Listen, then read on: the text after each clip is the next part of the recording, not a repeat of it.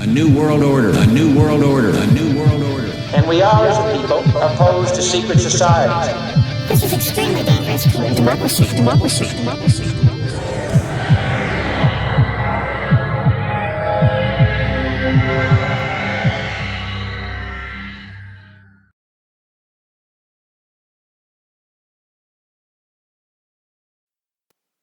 What's up, guys? This is Truth Decay. I'm your host, One Concerned American. Thanks for listening to this show. On this episode, we're going to cover the history of the Illuminati, and I'm going to show you documented sources from 1776 all the way up to the present. By the end of this video, you will walk away with multiple sources, and you will have the ability to duplicate this research on your own and prove to all your friends that the Illuminati is a real documented organization in history, and it still does have a lot of influence today. Now, to get you thinking about this, if you haven't already seen it, just go and watch this quick little TED Ed video talking about whether or not the Illuminati is real. They flat out acknowledge that, yes, it is an organization that was founded in 1776 by a man named Adam Weishaupt, who we will cover, but it kind of tries to explain it all away and assert that there's really no influence of the Illuminati on today's society, which is really a flat-out lie. You can just look around in America and look at all our symbols and realize that something isn't quite right. We know that the president isn't really running the show. We know that a lot of our people in Congress are corrupt. And all you got to do is really just look at the symbols, folks. Go to the Capitol building, look at the dome of the rotunda, and you'll see that there is a portrait of George Washington becoming a god. This is called the apotheosis of George Washington. And if you study the symbolism of the United States, for example, the back of the dollar bill has the pyramid with the all-seeing eye on top. The Washington Monument is an obelisk, which is an ancient symbol that represents basically the penis of Osiris. It represents a male generative force. And if you really study everything going on with America, there really is a satanic agenda that's been going on this entire time. And again, we all know that the United States declared our independence from England on July 4th, 1776. And it's no coincidence that really the Illuminati was actually founded on May 1st, 1776, just 2 months before the United States declared our independence from England. And if you study the goals of the Illuminati, they were seeking to build a world system, and they talked about destroying Christianity, building a system where people were looking at the world more like as a universal brotherhood instead of a world of different nations. They wanted to get rid of the family. They want to get rid of the rights of inheritance and property. And these are all things that Adam Weishaupt himself wrote about, and you can go and read many of his own writings and see that this was indeed their goal. But really, we're dealing with people who believe that they are the only mature minds in the world. And from their perspective, they are trying to bring enlightenment to the world. And they're trying to wake people up. For example, if you look at this source from the Encyclopedia of Freemasonry by Albert Mackey, who is one of the preeminent Freemason historians, you can see that he wrote that Adam Weishaupt founded the Illuminati of Bavaria on May 1st, 1776, on the principles of his early training as a Jesuit. Originally called the Order of Perfectibilists, quote, its professed object was by the mutual assistance of its members to attain the highest possible degree of morality and virtue and to lay the foundation for the reformation of the world by the association of good men to oppose the progress of moral evil, end quote. So you can see here that according to this Freemasonic historian, the Illuminati were trying to achieve high morals for humanity. They were trying to oppose evil.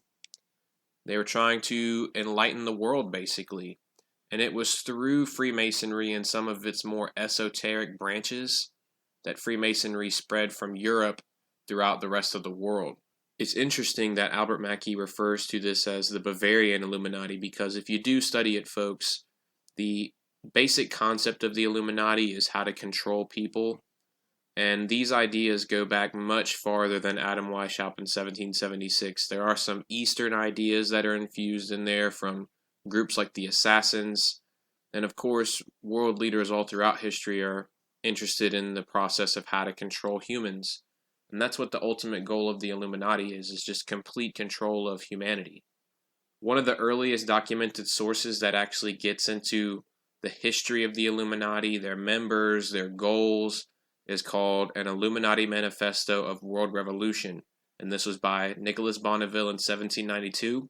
The book gets into papers that were submitted to the Austrian government in Vienna about the Illuminati. It talks about their connection to some French revolutionaries. And interestingly, it points out that people like Thomas Paine were associated with the Illuminati.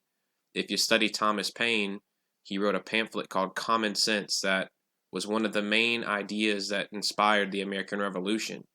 It talked about taxes and property rights, things like that were really important to a lot of American patriots, and there were even parts of Thomas Paine's work that were read to American soldiers during the hardest times of the Revolutionary War. So, very interesting that these people were a part of this Illuminati. You can go a little further. I believe in 1798, this man named John Robison wrote this book called Proofs of a Conspiracy. And you can see that it says in the subtitle, against all the religions and governments of Europe, carried on in the secret meetings of Freemasons, Illuminati, and reading societies. And this book is actually very scholarly. You can go and find this yourself. I actually have this in my digital library, which I will discuss with you at the end of this video. But again, people have known about this society since the late 18th century, and the ideas go back even farther than that. So anyone who tries to tell you that the Illuminati is just a conspiracy theory hasn't really spent 5 minutes looking into the actual history of the organization or its goals. I mean, it's documented facts, folks. Now, getting into the 19th century and the early 1800s, we can trace how these ideas came and influenced America. And there were several professors like Edward Everett, George Bancroft. These were people who were educated over in Göttingen University, which is actually a school that Adam Weishaupt taught at near the end of his life, and this is associated with some of the ideals of Illuminism. So these professors were educated in these colleges that were influenced by the Illuminati, and then they brought these ideas back here to the United States. And you can see people like George Bancroft. He founded the American Historical Association, and he actually tried to rewrite American history. He wrote in his own words that the United States Constitution was adopted by the whole people of the United States, which is an outright lie, because really all the 13 original states kind of disagreed, and they signed the Constitution at different times. You had states like North Carolina and Rhode Island, which didn't even sign till some years later. And that's why if you read Article 7 of the Constitution, it says it only takes 9 states for the Constitution to go into effect, because out of the original 13 states, only 9 originally were agreeing to sign into the Constitution. So people like George Bancroft came out later and they tried to nationalize the United States. They were very radical in their thinking. They had a lot of influence, and they inspired many other future educators and instilled a lot of socialist ideas within them. And I'll let you pause if you want to get into this chart here, but you can actually go and study each one of these societies that I mentioned here. And these are all communes and socialist organizations that started here in the United States and can trace their roots back through the educators that were previously mentioned and to these Illuminist universities in Europe. Just for one example, you can look at the American Union of Associations. These guys founded 50 communes around the United States.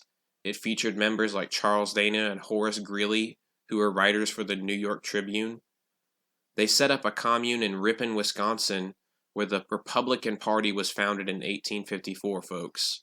So I'll say that again. The Republican Party was founded in a socialist commune in Ripon, Wisconsin.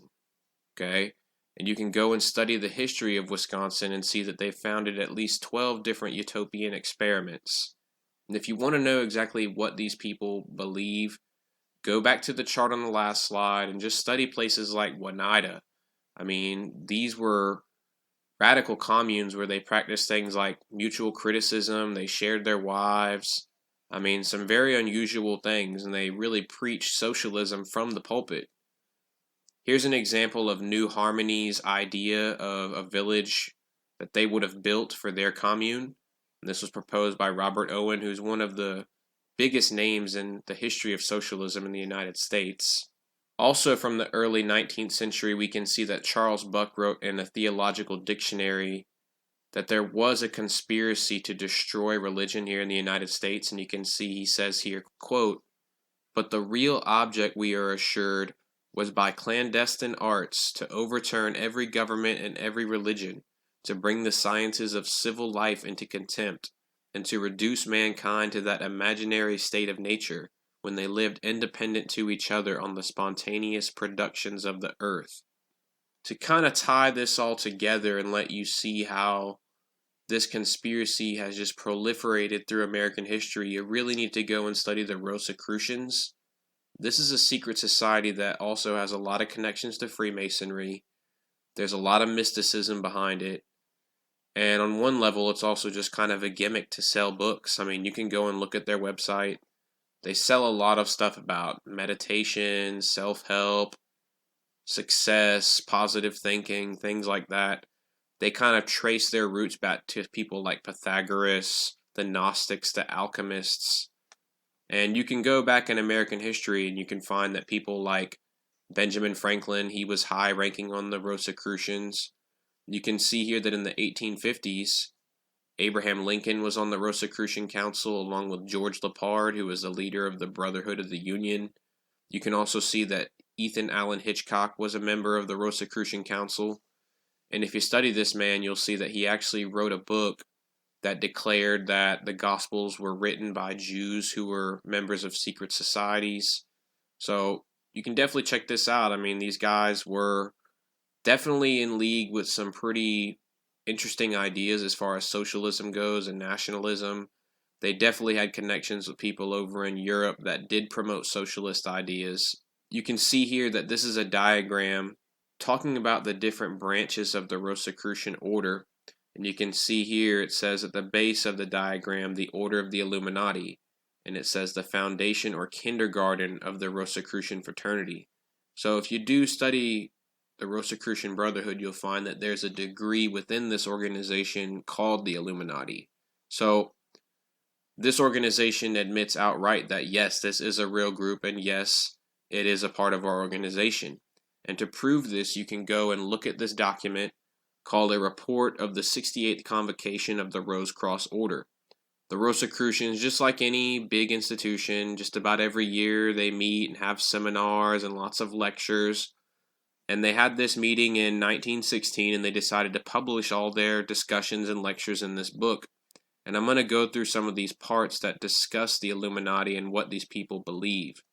So first you can see here that it says, this is talking about the inner workings of the Rose Cross Order. And it says in the second paragraph, the Illuminati and its soul science work may be called the child of the Rose Cross Order. Years ago, it was found that where there was one person who desired to follow the work with heart and soul, in other words, who was willing to live the life as taught by the order, there were 100 others who desired teachings from the order, but who were not willing to dedicate their lives to the sublime work. So when you're talking about the Illuminati, again, these are people that have dedicated their lives to something. It's something that they might not see within their own lifetime, but that's part of this conspiracy. It's something that they are building towards. It's something they've been working towards for hundreds of years now. You can see here on page 15, they state, naturally, the code as given is but a bare outline of the work, but it is sufficient to give an idea to all mankind as to what the Illuminati is attempting to do for young America. And it will not stop in merely suggesting the teachings of such ethics, but it will fight for the adoption of such a code in the schools. Aye, the Illuminati will give mind and body, the last drop of blood in their fight for a better educational system, a greater care of the children so that these children shall not continue to become the victims of that class of humanity which comes to near utter depravity. The slogan of the Illuminati shall be, save the children of our glorious country, give them wisdom so that they may be able to look after their own protection. Cannot all true men and women in our country say amen to this? Here you can see that they reference the Order of the Illuminati, and it says that they do have a degree called Illumination within the Rose Cross Order. And this is where it starts to get really interesting. You can see they say, and this will effectively answer our enemies who accuse the Illuminati of being unjust and ungodly, because we hold that all truth cannot be given to all men. Moreover, it proves that those who hold that the mysteries are for all men have not themselves yet found any part of this great truth, nor have they found the mysteries or been admitted to them. They say, here Jesus taught the same doctrine that the Illuminati holds, namely, that heaven is not in some far-off sphere, but that heaven is found within man, but that no man can find this heaven unless he reaches illumination and finds the Christ within. This, then, is soul illumination, and is taught by the Illuminati as a goal for which all mankind should strive. Thus, if you appeal to the Illuminati for instruction along the lines of the soul culture and higher development, have the faith, the manhood, to follow such instructions to the letter, and if you do, then you will reach soul illumination, which is the kingdom of heaven within you. It is the work of the Illuminati in its soul science instructions to help all true seekers to find the Christ within, and all who faithfully obey will find this great within. So you can see here they say that the Illuminati believe that man is like Christ, that you can find heaven within yourself. And again, this is something when you study the highest beliefs within Freemasonry esoterically, these people in secret societies believe that man is God. Okay? They might talk about Adam and Eve or God and the devil or Lucifer, but they mostly believe those things are metaphors, and they don't truly believe in any religion except humanism, because they believe that man is God and that we can ultimately become anything. Okay? And that's why they want to control us with the religions, to kind of keep us thinking that we cannot achieve all these things. That's why they talk about flat out keeping mysteries and not revealing these truths to all men. They use them to control people. Going on a little further, you can see they say, he who says that one man may not know more than another, thereby convicts himself of being in ignorance, and the Illuminati is not called upon to refute the foolish statements made by such. Moreover, by making the statement that no one can know more than another, then they themselves claim superior judgment and knowledge for themselves, since they claim to know that one man cannot know more than another man. That in itself is a great judgment. So they do believe that, hey, you're limiting yourself if you believe that you can only know so much. There really is no limit to what a truly open mind can learn. You can see on the right-hand side near the bottom, they say, but the time of the Gentile has passed. Men are awakening. They are becoming conscious of the fact that there are deeper things in life than they knew. And it is the Illuminati that is helping the thousands in this greater awakening and showing them the way to real knowledge and a more sublime and exalted life. And this is something that, a lot of people really get mixed up. They think the Illuminati wants to push a world government and all these things and vaccinate you and chip you and just totally ruin your life. But on one level, they're trying to make things better by, again, creating kind of a universal brotherhood, getting people not so much eating meat and addicted to all these possessions and polluting the earth. There are some good things that they're trying to do, but I am against it because they lie about it. Okay? They divide us. They treat people like sheep. They hurt us. They pump us full of poisons. They spray shit in the sky. They pump the animals that we eat full of hormones to fatten them up and soften their meat. And they're raising a whole generation of snowflakes, guys. It's not right. And I wouldn't even be opposed to the world government if it was under the United States Constitution. But again, they just lie so much that you can't believe anything they say. And it's for that reason alone that I'm opposed to their machinations for a one world government. Now, kind of wrapping this up with the Rose Cross Order convocation, the last thing they say here, you can see, they point out that it is this mighty truth, mighty when once understood, that the Illuminati is trying to teach mankind. For we know that once we can get man to really understand that he is in truth the temple of the living God, he will no longer defile that temple, but will gradually begin to hold it sacred because that which dwells within it. If any man defile the temple of God, him shall God destroy, for the temple of God is holy, which temple ye are. This the Illuminati has been trying to impress upon the mind of mankind ever since its foundation, just as the parent of the Illuminati, the Rose Cross, has been trying to impress on the mind of man for the past centuries. But it is only now that man is awakening to the truth of the statements made by Jesus 2,000 years ago. And there's something to this, folks. I mean, me personally, I believe in creation. I do believe that all of us have a divine spark within us. But I also understand that many people do believe in the Big Bang. You know, they believe in kind of a pantheism that God is in everything and God is in all of us. And if that is true, and you don't take care of your body and you eat things like Cheetos all the time and just constantly putting trash into yourself and not taking care of yourself, you're doing a great disservice to your body and this gift of life that God gave to all of us. So on some level, I do respect their goals. If everything the Rose Cross here is saying about the Illuminati is true, then yes, they really are good people. But again, they use deceptive practices, and it's really all built on lies. But again, they believe they're the only mature minds, and they believe that if you're not smart enough to really overcome these things or really pay attention, then you deserve whatever you get. So going forward, again, that book was from 1916. You can see that in 1920, Winston Churchill, this is what he said about the Illuminati in a publication called Illustrated Sunday Herald. This was in 1920. You can see Churchill said, from the days of Spartacus Weishaupt, Spartacus was actually the nickname of Adam Weishaupt that he used when he was writing.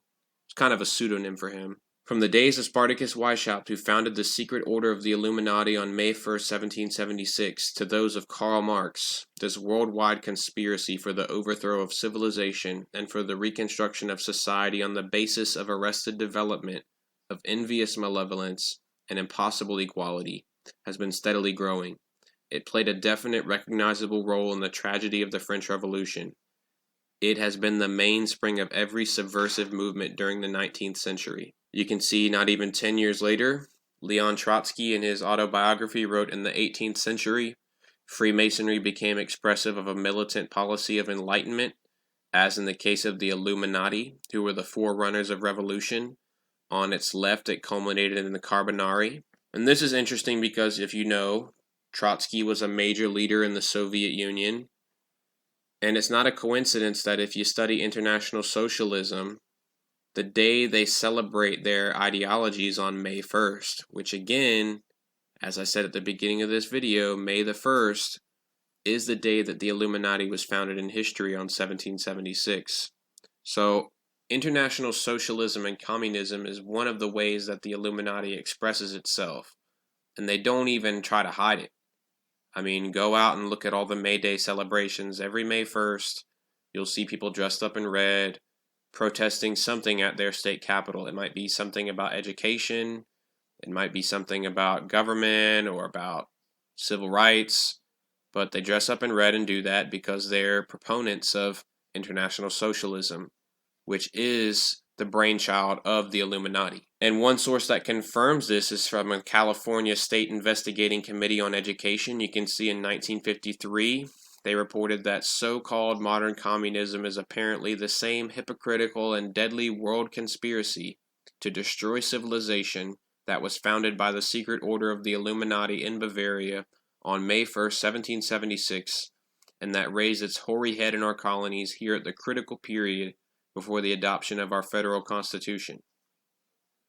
So, really what's happened since World War II is that a lot of these Illuminati-linked families, they've changed their names, and they've funded dozens of front organizations. For example, the Trilateral Commission, the CFR, the Council on Foreign Relations, things like that. Barry Goldwater talked about this in a book he wrote called With No Apologies. You can see here he says, when a new president comes on board, there is a great turnover in personnel. but no change in policy. Example: during the Nixon Republican years, Henry Kissinger, a CFR member and Nelson Rockefeller's protege, was in charge of foreign policy. When Jimmy Carter, Democrat, was elected, Kissinger was replaced by Zbigniew Brzezinski, a CFR member and David Rockefeller's protege. Later on in that book, Barry Goldwater talks about another group called the Trilateral Commission, and he said what the Trilaterals truly intend is the creation of a worldwide economic power superior to the political government of the nation-states involved. So basically like a world shadow government. And he says, as the managers and creators of the system, they will rule the world. Take a good look at the Trilateral Commission logo, folks. I talked about this in a couple other videos, but notice it's a swirl of sixes around a two-dimensional black cube. Okay, the black cube is very symbolic. I'm not going to cover it here, but look into it if you don't know what it means, or drop a comment and I'll discuss it with you. But they're telling you everything you need to know about these secret societies through their own symbols, folks. I mean, they don't try to hide it. You can also look into the Skull and Bones Society. Both Presidents Bush and John Kerry, who's one of the biggest climate czars going around talking about climate change nowadays. All these guys are members of this group, and it's one of the most secretive societies in the world. It's based out of Yale University. And I've also talked about how this group has some strong ties to the American Civil War. So take a look at that. Now, the last couple things I want to talk about in this video are just to show you in modern day how Donald Trump has some connections to the Illuminati, and also how there is a connection to all this through COVID. A lot of people wonder, how is it that Donald Trump has been through all these financial hurdles? It seems like he's collapsed financially and reinvented himself many times. I believe that he's actually filed for Chapter 11 bankruptcy 4 times. That's just what we know about. And if you also study it, Donald Trump is related to Hillary Clinton. Now, this is a distant relationship if you look here, but they are indeed blood related. You can see that through his mother's side. They do share a common royal ancestor. And if you look at Trump's father's side, the family name is actually Drumpf, and they come from Bavaria, which, if you've been paying attention, Bavaria is where the Illuminati was founded, ladies and gentlemen. And this wouldn't really be anything to even think about if Donald Trump hadn't actually lied about his ancestry. And in his autobiography, he actually said that his family was Swedish. So not only is his family from the same place that the Illuminati was born, but their family has changed their name. Okay, and Donald Trump has even lied about that. That's very suspicious because some of these groups that have heavily funded Trump, like Goldman Sachs, they're also based out of Bavaria. And Donald Trump has a man named Steve Mnuchin, who's a member of Skull and Bones. And he worked for Goldman Sachs as a CEO, and now he's the Secretary of the Treasury.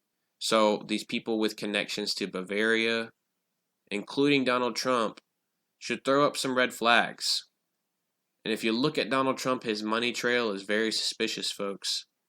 You can see he owns LLCs and corporations that own other corporations that own helicopters and planes and vehicles. This is not normal. Somebody else is the money behind this man. Don't get me wrong. He's done some work. He's put his name on a lot of buildings, a lot of products over the years. He's written lots of books. Trump is great at branding, but he hasn't been a very successful businessman as far as some of his more big ventures have went.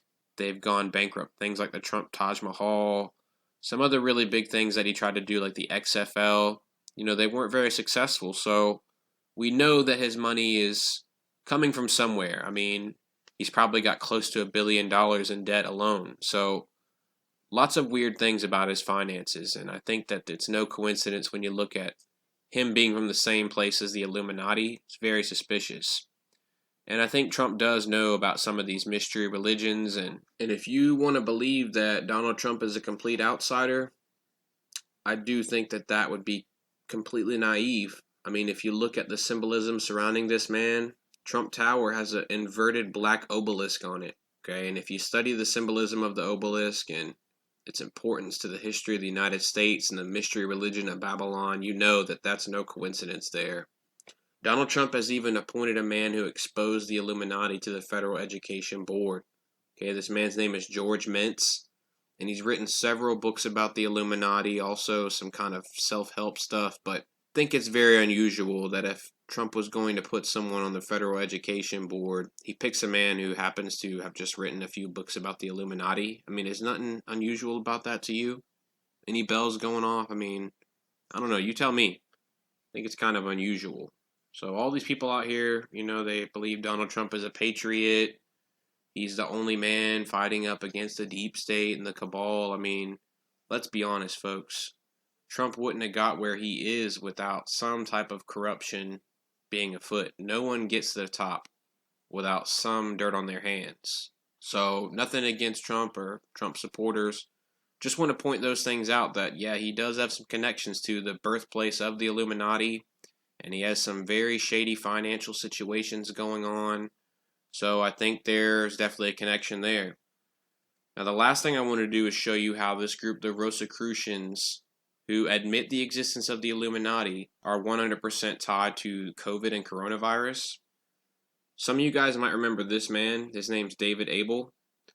When the coronavirus really started to peak early last year, this man came out and said that he was trapped on a boat and that he couldn't get off, and he was basically in a foreign country. I believe it was China, maybe Japan, something like that.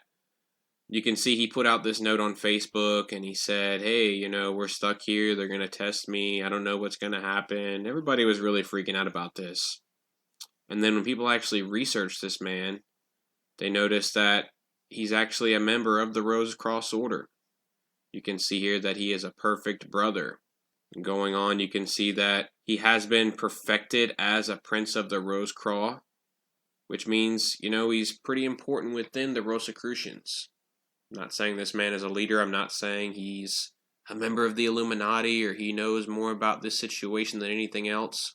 But what I'm telling you is that this man, who was one of the first people to really publicize the coronavirus, just happens to be a member of the Rosicrucians, which is a group that just happens to have admitted that the Illuminati is real and that it's basically the kindergarten of their group. The world is a stage. Don't believe anything unless you can prove it yourself.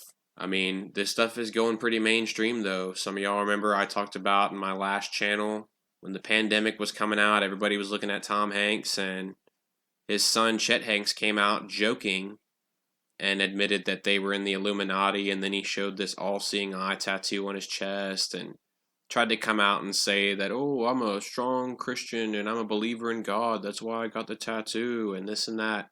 I mean, he's the one that said Illuminati. Who was out here saying before the pandemic that Tom Hanks was in the Illuminati? Nobody was saying that. His son is the one that got the tattoo and is going around saying these things and joking about human sacrifice. The point is, we all know something is wrong with this world, guys. It's not that hard to figure out. The Illuminati is documented in history. You can look it up yourself. I've talked about like 5 books in this video, okay? And I have them all in my digital library. You can go and look it up yourself. One of the final books out there is called Bloodlines of the Illuminati. This is a book that came out in the late 80s and early 90s. And it gets into the most prominent families that are alleged to be members of the Illuminati and their connections to the organization. This is a book I do have in my digital library. And if you donate something to my channel, you can see here that I have a Patreon. It's set up under my previous channel's name. It's called One Concerned American. If you donate anything to this channel, I'll add you to my Google Drive, which has got probably 200 to 300 books about secret societies, conspiracies, world history, religion, all types of things. So anything that you can donate will help. Some of you know that I'm not teaching right now, so I have a little bit more time. I've got a better paying job and a little bit more time to work on videos.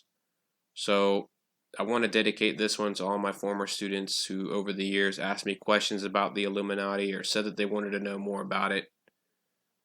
I hope you're able to take something from this and, go forward and share this with people. If you like this video, please give it a thumbs up and share it with other people. It will force YouTube's algorithm to share it with more people. I want to thank you all for watching this, and I hope that God blesses you and all your families. Thanks.